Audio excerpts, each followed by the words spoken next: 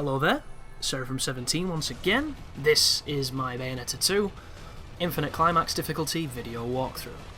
This is chapter 12, the Lumen Sage, and this is probably the hardest chapter on the game. This sequence here is us riding, I can't remember the name of this demon, I think it's something like Hecatonchia or something like that. Suffice to say, it's a giant demon unicorn and he's pretty badass, I like him a lot. This is comparable to the Route 666 level on the previous game, and it is infinitely better because it's brief, it's less cheesy and kind of broken in some weird and wonderful ways, and it's just fun. It's visceral, it's awesome, it looks great, it's just, I mean, look at it. Do you not want to play this game just right now at this moment, take over from me and, you know, control the character and have some fun? It's just, why would you not? It looks goddamn awesome. But the part that follows this is really difficult. It is fighting the Lumen Sage in probably his most powerful form in 3 separate checkpoints, I think, because he has about 5 life bars.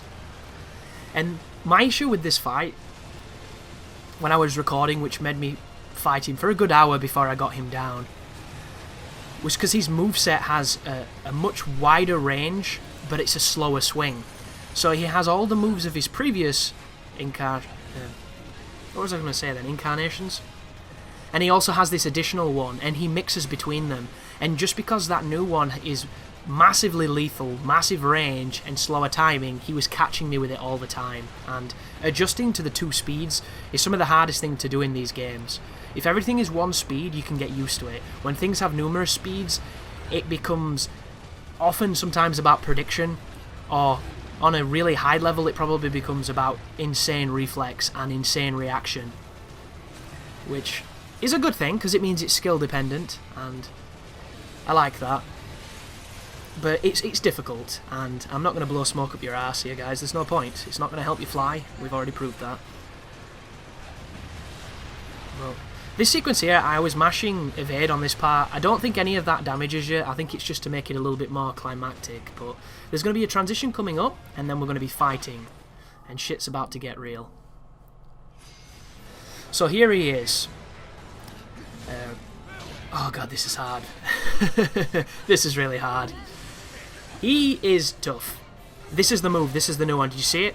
It's his Wicked Weave, and there's something you need to know. When you get Witch Time, and he's in the middle of that action, when you come out of Witch Time, you have to dodge. If you don't, he's going to hit you with that Wicked Weave. It's going to take off a good 40% to 50% of your life, and you're going to wish it didn't touch you. So my strategy, once again, is going to utilise the whip for guaranteed damage. I'm also going to mix in the chainsaw with it to try and get some hits off on him. Chainsaw is insanely powerful. The damage it does is untold.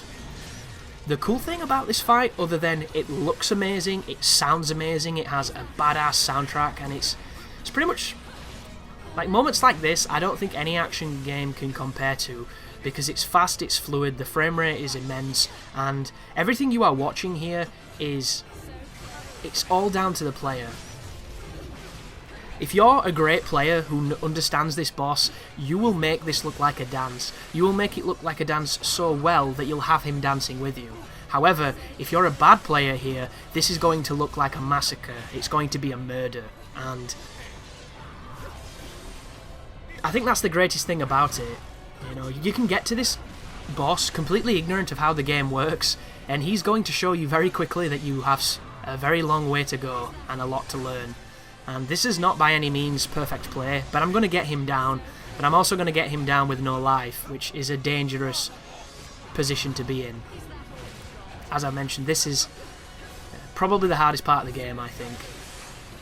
And the only way I can think to get this guy in the Wicked Weaves and do consistent damage is probably the Bangle of Time. And there has to be another way. But you'll notice I've just got a refill on my life. That tells you that I did continue on this encounter, because 1 hit and then death, and then the loading screen was killing me, and I just wanted to push on and move forward. So he doesn't change between the phases, he just gets a little bit more spammy with his magic and his crazy cinematic attacks. Whenever he does that to you and he freezes you, all I do is spam evade, because the moment he deals damage, you can turn into bats. if you're confident in the timing, you don't even have to spam the evade. You just have to know what you're doing. This attack here is another one where it's a lot easier to spam evade if you don't know the timing, because he fires a ton of feathers. But whenever he freezes you, he's going to line you up and hit you with a big attack, and you need to be aware of it. Whenever he raises his hand, it means his Wicked Weave will come through the ground. That is his freeze attack. Always punish him off the freeze. That right there is him firing his Wicked Weave.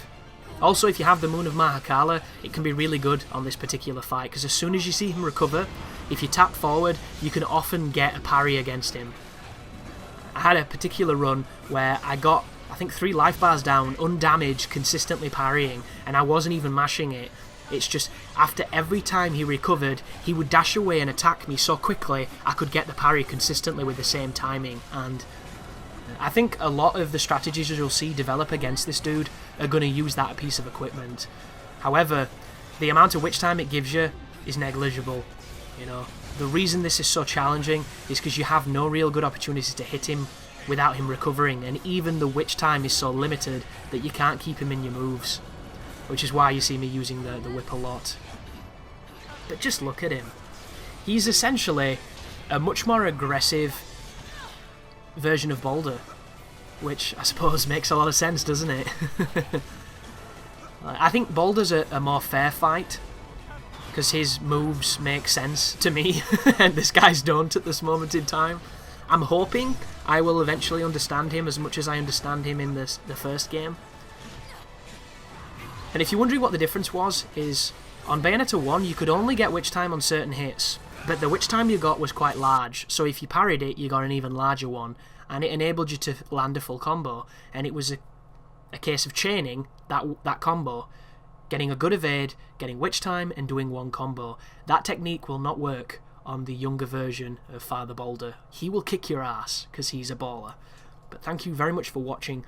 Good luck in that fight. Always remember, you have so many things to help you win if you're struggling. I'm sure you already know that, but yeah, you take care now.